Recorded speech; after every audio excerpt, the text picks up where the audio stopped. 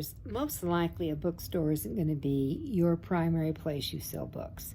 You will be doing them at events, gatherings, push-outs that you do that drive people. Certainly Amazon is going to be an option for you. But I don't want you to ignore bookstores, both independent bookstores and the mainstream. It's very interesting to see the evolution with Barnes & Noble that has become much more community friendly and supportive of local authors. So make sure you get into one of those if it is in your community, to get to know them and ask about doing an event there on that. Now, they will require that they will be able to access your book through the Ingram catalog. So that means you're going to have to, besides being on Amazon, you need to be on Ingram Spark so it's there and they can order them there too and supply books.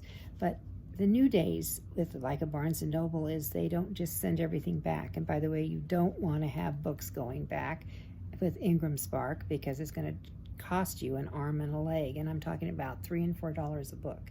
You don't want that to happen. Many of the Barnes & Nobles now are, after an event with an independent author that they've welcomed into the store, is that they will put them on a local table. And then if they don't sell after the event, is that they will do a reduction. They don't want to return them either. They want the books to go.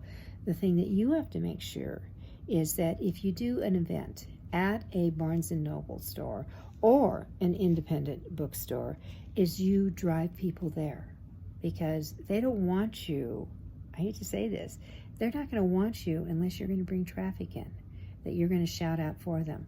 So learn how to do that. It will make a huge difference. And it also could lead to some unsuspecting and surprising book sales.